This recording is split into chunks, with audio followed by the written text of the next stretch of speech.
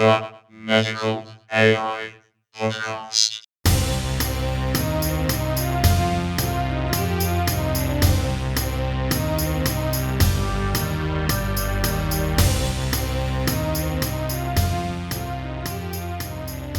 Hello, I'm Dr. Felix Beacher, and this is the Medical AI Podcast, a 30-minute thrill ride of big ideas. We talk to a range of top guests, from industry innovators to scientists to philosophers. This is brought to you by Omdia and Informatech, where I'm the head of healthcare technology. Butterfly Network is a particularly interesting company in medical AI. It was a pioneer in the development of handheld medical ultrasound. These are medical ultrasound scanners that plug into your smartphone and can fit in your pocket. Now, Butterfly Network is developing AI tools that could, for the first time, put medical imaging in the home. That's quite a paradigm shift, and it's also highly controversial. So, what are the potential benefits? What are the risks? That's what we are exploring today. And joining me is Dr. John Martin. He is the Chief Medical Officer of Butterfly Network. He's also the President of the Heart Health Foundation, and he is a practicing vascular surgeon. John, it's a huge pleasure to have you on the podcast. Welcome. I'm excited to be here. This should be a great conversation. Let me start by asking you to briefly describe what handheld ultrasound is. How do they differ from conventional ultrasound systems? So ultrasound's been around for about 50 plus years, and it uses sound waves to penetrate the body to elucidate either organs or pathology.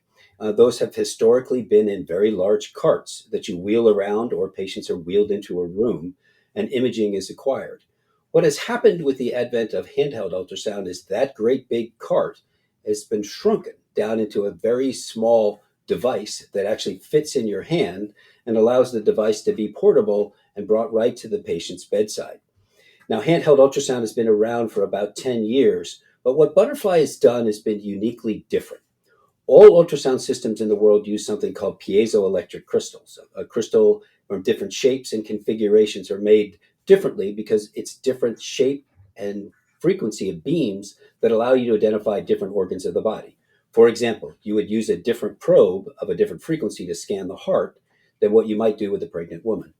And because of that level of complexity and sophistication, they've required multiple probes and expensive systems. Butterfly put ultrasound on a silicon chip. That transformation dramatically changes the versatility of the device, the affordability of the device, and the portability of the device, so that now you have a single probe that can scan the entire body, that leverages the power of the silicon industry. And just like chips have changed almost every industry that they've been in, this chip is changing the handheld ultrasound business. Okay, now, not only is handheld ultrasound convenient, it's also very cheap, right? Can you talk to that as well? Yes, and I think what happens is by leveraging the silicon industry, you leverage the ability to make these products at a much lower cost. Typically, piezoelectric crystals require hand wiring of these crystals and very sophisticated electronics that actually take much more cost into the system. The silicon industry drops the cost of, say, a Butterfly device to $2,500, where a standard system may be $25,000, $50,000, or $100,000. It now becomes personally affordable. Instead of an asset of the system, it becomes an asset of the individual. Okay, so we have a system that is very convenient because it's small, it can fit in your pocket. It's also much cheaper than conventional ultrasound systems.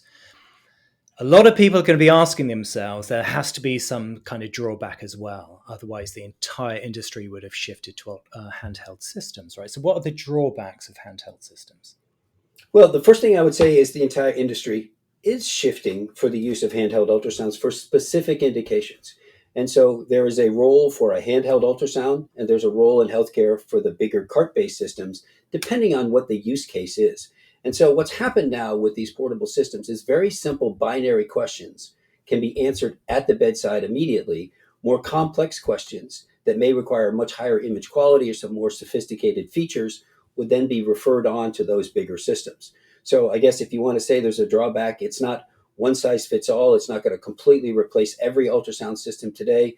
The trade-off is now in the way in which we practice medicine, it used to be history, physical, pause. And that pause then said, what additional tests do I need? In the world of Butterfly, it's history, physical, image, pause. And because of that additional information provided by imaging, we make faster, better, more accurate decisions. And so then now you've changed the way in which everyone can practice medicine, no matter what care venue you're in. Okay, John. So could you give me a couple of specific examples of where handheld devices really excel and maybe where they're not so suitable? Sure. And a great example may be as we're coming off of this COVID pandemic, the ultrasound handheld systems like Butterfly were incredibly useful to scan the lungs to tell what was the level of involvement of patients with COVID. And they were used to triage patients of who needed to be admitted and who didn't. It was used to decide how the disease was progressing. And actually, it was used in competent hands of being monitoring patients in the home, where historically you would have used a chest x-ray machine that was much more difficult to clean, obviously much more cumbersome to bring into a room. And literally the tents that were set up to screen patients, you couldn't bring x-ray machines in, but you could bring in a Butterfly. So it's incredibly helpful. Now, one might quickly say, well, that's COVID and we're getting past that. Some of the same features that were identified by lung ultrasound with Butterfly and COVID are seen with congestive heart failure. So the utility of a lung ultrasound in demonstrating lung pathology transfers immediately, and it opens the door to addressing one of the country's biggest issues, and that is congestive heart failure. Now, where would you might need a bigger system? If you need more complex evaluation of, say, aortic valve pathology, for instance, what is the degree of stenosis within an aortic valve? That might require a higher end system of the heart, for example.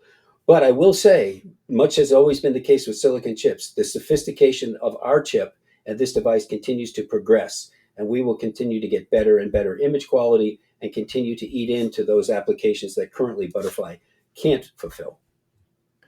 Okay, so is there some degree to which handheld products are not powerful enough to image deeper organs in the body, like, I don't know, maybe the heart or the kidneys or something? You know, the kind of organs which are further in from the surface of the body.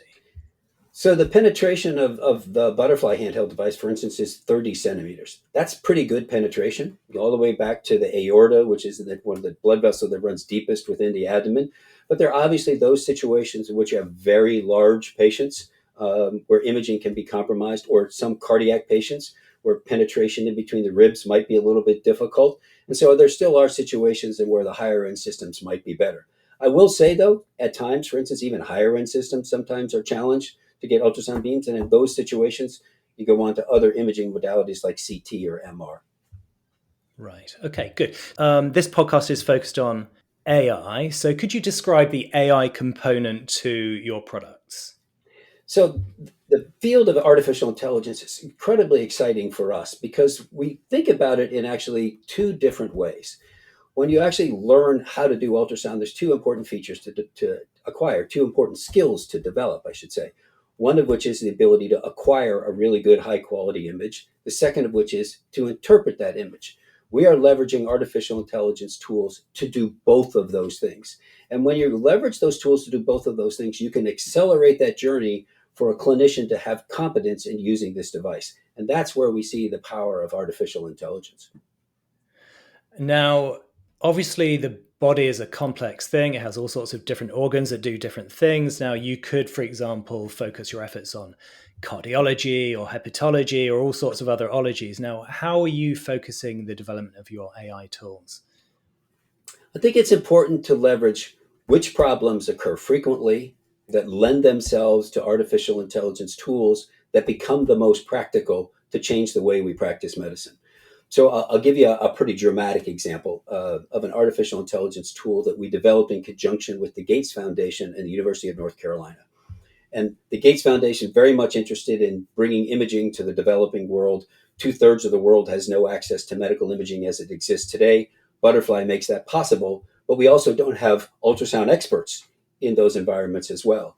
So we developed an artificial intelligence application where you literally a novice could scan back and forth across the abdomen and up and down in a pregnant woman. It extracts that information and then spits out the gestational age of the baby, something that normally would require an expert to identify the baby, make specific measurements, and then do this. Now you can take a novice using an artificial intelligence tool, get the exact same answer, and then deliver that information to stratify care in these developing areas. It is an incredibly important development to reduce maternal fetal mortality in these countries, and a great example of the power of artificial intelligence to have a really positive impact on healthcare. Okay, so I like that example a lot. So let's just imagine that you are, I don't know, somebody who's not trained in sonography. You open a box, there's a handheld ultrasound device, and you've got pregnant women in your waiting room, right? How do you, as a novice, take that thing out of the box and use it? And could you just describe the process that would involve? Yeah, one of the interesting things in the development of new technology is to develop new user interfaces as well. So it's not just the device itself, it's the critical component of software that goes with it. And then, if you will, the third element, the artificial intelligence tools that it puts into place. So literally, you would download an app on your smartphone, you would plug in the device, you would pick this application on the phone, which would say, okay, here's what you need to do. You follow the directions, scan back and forth 3 times, up and down 3 times, hit a button, and then a calculation would be made. Now, it's important to note, this is in development now for release in the United States. It's not released here yet. It's not FDA approved yet. This is a project we did in conjunction with the Gates Foundation for the developing world, and their probes now going into sub-Saharan Africa to actually deploy this. But there is an application that is developed and used and approved, and that is a bladder scanner. So we almost take for granted going to the bathroom, a pretty routine thing we all do, but there are an awful lot of patients who have difficulty doing that. An awful lot of situations where you want to know how much urine is in the bladder clinically. Typically, that requires someone to take a scan or scan back and forth, and then a calculation is either made by hand or by a system. In new artificial intelligence tools, you just place the probe in the right spot. It scans across the belly to find the bladder. It does multiple sections across it, creates a 3-dimensional model, and spits out what a urine volume is in 3 seconds. And literally, you just follow the instructions on the app, place the probe, line up the crosshairs, hit a button, and you have a volume. That's how we're developing these tools to make ultrasonography so much easier for people to use, because it's that information that helps us make medical decisions. And you're saying that this is an application which is already out there being used in the US, is that right? That's correct. It's an incredibly useful tool. And I have to confess, as a practicing physician, I kind of took that one for granted until I had this tool and had it easily accessible. And I couldn't believe the number of clinical circumstances where, wow, it's great actually having this. And you don't really think about it until you actually have it in your hand and you start using it in incredibly practical ways that change the way we practice medicine. When in the past, the whole process of ordering a test, waiting for a test, waiting for those test results created such a hurdle, if you will, that we used our clinical judgment in the past. Now we've got more accurate information, we can better decisions because the immediacy of the availability of the information. So you've described this tool for measuring fetal development, and you're saying that it's being hopefully deployed or will be hopefully deployed in sub-Saharan Africa. But why would you not deploy it in the US, or would you? We will, and we're on a course to actually work through that process to bring it here first. And sometimes bring it here second, excuse me. And sometimes it's important you see where is that tremendous need, and that's where we go. One of the challenges in the world in which we exist is there's so many different applications. There really particularly isn't a disease state, there isn't a stage of life, and there isn't a care venue where a handheld device providing information at the time clinical decisions are made is not useful. So the challenge for us is pick the right targets to start with, pick the areas in greatest need because we want to have an impact on society. This is a very mission-driven organization. And then we try to develop those first and then rapidly follow in these other areas. So what do you think is the difference in terms of benefits and risks comparing sub-Saharan Africa and the US in terms of the deployment of this fetal development tool, for example? So one of the stark examples is in the United States, the availability of ultrasound is pretty ubiquitous. Obviously not everywhere, and there are great deserts of availability in different communities. The inequity does exist in healthcare in the United States, but it's nowhere near as dramatic in sub-Saharan Africa, for instance, where there's nothing, absolutely nothing. Mhm. And so that's one of the stark differences that are there. And then obviously bringing new things where you have absolutely nothing, the risk tolerance, the resistance to adopting new technology is dramatically less, because when you're starting with zero, it absolutely is a mind-boggling change. Here in the developed world, you'll say, okay, well, what's the benefit of having this application versus ordering a formal test the way I historically do it? The incremental improvement is just different. And therefore, that's why we see those differences in the speed at which you see adoption over there versus over here. But I will suggest, if you look in the world of medicine, this shift toward the importance of having information, now that these tools are available, is occurring. We just don't change fast in healthcare. It's just not something we're very good at doing. But we're seeing those changes because ultrasound is now being taught, because of these handheld devices, in medical schools, a requirement in residency programs. And so you see the next generation of doctors are going to have this as an expectation. And certainly one of the predictions we think is real is this will become a standard of care in many different use cases around healthcare in the not so distant future. Yeah. Okay, well, let's come on to what for me is one of the most interesting applications of AI of all, and that is the home use of ultrasound, which means the home use of medical scanning. And of course, ultrasound is probably the only form of medical scanning that's going to be realistic, I think, for the home. Could you describe a little bit about the concept of home ultrasound? Well, I think it really starts with the movement in healthcare of driving everything to the left of the care continuum. How do we get out of hospitals when we don't need to be there? How to get acute care inside the hospitals and recover outside the hospital? How do we monitor chronic conditions better outside the hospital instead of in doctors' hospitals and in doctors' offices or in hospitals? So there's a great impetus to move to the left. And you see that in telemedicine and the growth of those teleconsults that you see. The problem with telemedicine is it's a teleconversation until you can add clinical information to help you make decisions. And when you look at the way we practice medicine, anywhere from 3/4 to 80% of the time, when there's a diagnostic dilemma, regardless of the venue, it's simple imaging that answers the question. So telemedicine gets stalled, if you will, if it requires imaging to answer a question. Then you got to bring them in, and you lose the value of being at home. And so it is a great emphasis of this particular company to go there, because we think it's better for the patient, it's better for healthcare, and it really is the future of where we're going. And bringing imaging into the home is a natural evolution of where we're going already, and a powerful step to really advance those conditions that actually can be managed in the home. Let's also think about cardiology as an example, because heart disease is the leading cause of death in the Western world. How do you think diagnostic tools based on handheld ultrasound might help the health costs associated with heart disease? So if you look at heart disease, one of the leading drivers of cost is a condition called congestive heart failure. There are roughly about 6.5 million people in the United States alone that suffer from this condition, with another 500,000 added every single year. And that's a condition where the heart doesn't pump effectively, fluid builds up in the lungs, people get tremendously short of breath, and they end up in the hospital for treatment. And if you look at a patient that's admitted to the hospital, about 25% of them are going to be readmitted within 30 days because the condition progresses back again. And what we're looking for is a tool to say, how do we stop that dynamic? How do we improve the lives and the care of these patients? And one of the hallmark signs of congestive heart failure is buildup of fluid inside the lungs, which is represented in lung ultrasound with a particular artifact called B lines. And a lung ultrasound is particularly easy to learn.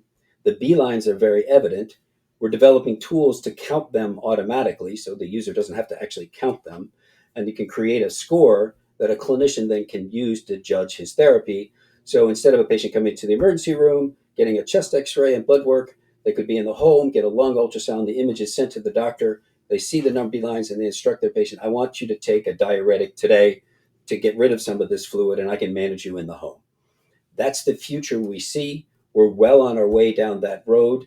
We've done a study that's actually demonstrated that patients can learn to do lung ultrasound successfully did this at UCLA. It's a published study, and almost 80+% of patients learn to do lung ultrasound pretty effectively. And there are great studies that show if you use lung ultrasound, you can reduce ED visits and reduce hospitalizations. And when you think about cost, every one of those hospitalizations is almost $20,000. Not to mention, obviously, occupying a hospital beds that are precious, not to mention patients being out of their home and have a diminished quality of life, which is so critical in this group of patients. So cardiology, the field you pick, is the perfect example where imaging could have a dramatic impact on the cost of healthcare and the quality of life in our patients and completely transform the way we manage this particular disease state. Okay, now how successful do you think the average home user would be if there were not AI-based tools? How much more difficult would it be compared to if there were AI-based tools helping them? I think it becomes a significant challenge for both. Now, do I believe that they could, fumble their way to get the right image? Sure. Do I think that it could get with more significant training, they could get the right images? That would be sure. And for instance, the tools in which they calculate B-lines, clinicians could do that on the other end with the image. But what you're really looking for is a tool that's easy to use and efficient so that the workflow actually makes sense. And so artificial intelligence tools are such a critical player in this whole dynamic of the workflow, from the patient getting the image, from the data being transferred, the image automatically interpreted so that the physician itself can make those quick decisions and care becomes efficient for this group of patients. AI is a critical tool for the success of this project.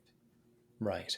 Now, as you know very well, I'm sure, this has been a very controversial idea. So could you talk about what kind of opposition you've faced to home use of ultrasound?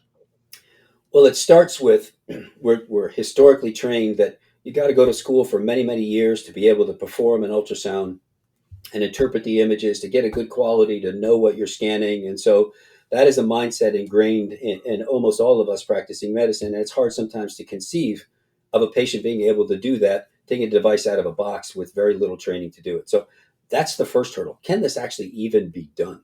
And I think that's the challenge. The second thing is, are patients actually going to actually use it? So compliance is always an issue in healthcare, and there's some resistance that we're not really going to get the kind of compliance that we think of. The third thing is, people are just generally nervous about information being shared from the home into the system. What's the security of the data? And then obviously the last process is, do you really have the data once it's in place that it's really going to lower the cost of healthcare and it's going to be worth the expenditure? Some of that data has yet to be provided. So all of these are kind of various hurdles that are out there. But I always point to a couple different things when people say that to me. And there are two of them. First of all, when we first started testing for glucose, there was a specially trained person in the hospital that would prick your finger and run the test, and they would all have to be credentialed, and a physician would make the decision on what dose of insulin you get. Now it's commonplace, and candidly, we got machines and pumps doing it all on their own. That is a future that you see. And the analogy between glucose levels, if you will, and volume levels in heart failure patients is very similar. Another example I like to use are the defibrillators, which, when I first got into medicine, you were a very trained person. Selected people could use the defibrillator to shock somebody during cardiac arrest.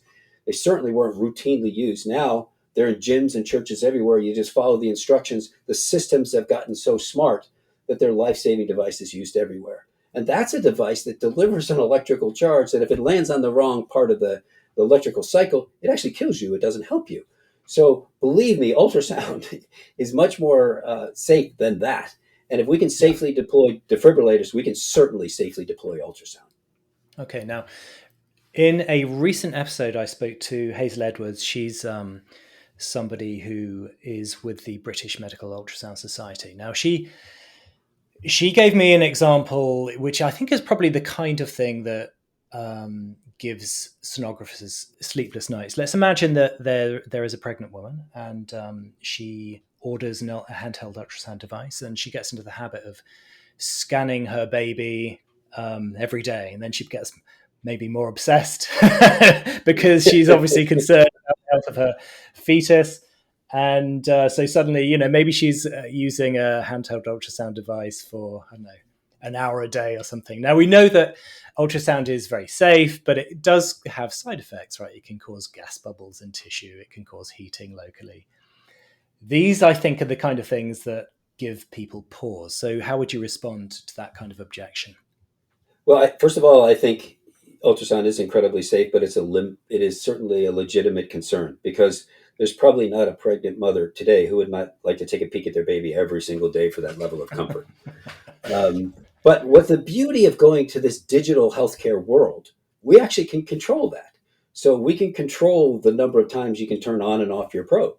We could also make it so, let's say you have a high risk pregnancy. This is the world in which we envision creating once we have these devices in the home. And a mother's at home and she has a concern. Well, she calls her OB.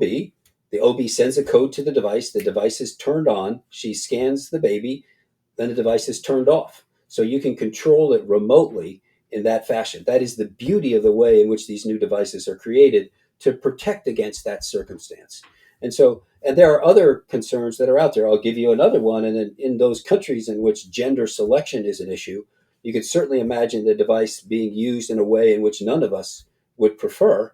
And there are ways in which artificial intelligence tools can say, I can scan your body, but you don't see an image. That data comes to me, just like we did gestational age, and I'll interpret the data. Therefore, you can't use this inappropriately. And so the beauty of going to a digital device on a silicon chip and having powerful software and AI is these kinds of concerns can be mitigated with very simple processes. Okay, now how is the conversation with regulators going on these kind of issues? I think they're very excited. I think and when you think about AI, there's kind of two fundamental different tools that are being developed. One is, if you will, the static AI, where a big data set is created. You create an algorithm. That algorithm is tested against that test set of data, and it's out there and functioning, and it doesn't change. And then you can get that algorithm approved, and the FDA is pretty comfortable with that process about how that works. Where we're still evolving, if you will, and the concern is, what about those dynamic AI tools that are continuously learning? How do we manage those? How are we assured that the evolution of those devices is always better, not sometimes worse, based on data? And I think that's where the regulators are still learning in this world about what's going to be the appropriate methodology by which we continually test, affirm, and approve those kinds of algorithms. I think we're getting better on the static side, and I think they're pretty comfortable with the process they have today. I think the other is what poses a big challenge. Okay, now many medical imaging companies, probably most, maybe even all, are developing AI-based systems for quantification of various things, maybe even diagnostics. Now, with ultrasound, what do you think are the cutting edge areas where companies are trying to differentiate themselves in terms of AI tools? Well, I think it just gets down to utility. How do we develop the right tools to for the right use cases that have the broadest applicability? And I think that's where people are going. And they look at, let's use Caption Health, a nice partner of ours, who really were the first to develop a tool where the system guides the user to get a good picture. Literally on the screen, it says move left, move right, move up, move down. That is a really important development. I think that was on the cutting edge because they're really the first ones to get an approval of a complete novice picking up a probe and getting a good quality image that matched that of a good user.